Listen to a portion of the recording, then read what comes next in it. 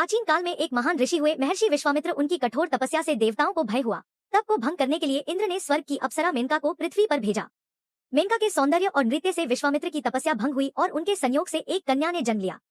परंतु तप भंग होने के पश्चात से विश्वामित्र को गहरा वैराग्य हो गया और मेनका भी स्वर्ग लौट गई। उस बालिका को वन में छोड़ दिया। वन में उस बालिका की रक्षा शकुंत पक्षी करने लगे।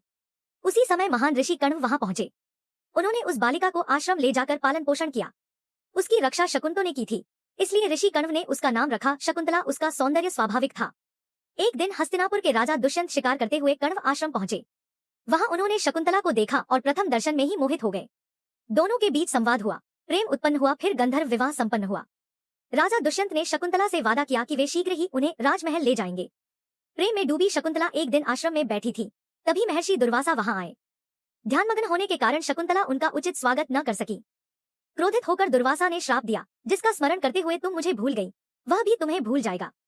ऋषियों के विनय करने पर श्राप में यह शर्त जोड़ी गई, यदि कोई पहचान का चिन्ह दिखाया जाएगा तो स्मृति लौट आएगी। राजा दुष्यंत ने शकुंतला को एक अंगूठी दी थी।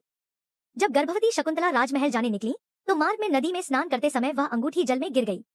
श्राप का प्रभाव से राजमहल पहुंचने पर राजा दुष्यंत शकुंतला को पहचानने से इंकार कर देते हैं।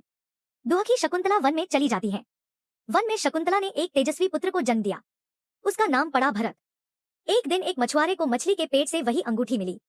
राजा दुष्यंत को अंगूठी मिलते ही श्राप समाप्त हुआ, उन्हें सब स्मरण हो आया। वे तुरंत शकुंतला को खोजने निकले। अंततः राजा दुष्यंत और शकुंतला का पुनर्मिलन हुआ। यही भरत आगे चलकर इतना महान सम्राट बना कि उसी के नाम पर भारतवर्ष का नाम पड़ा।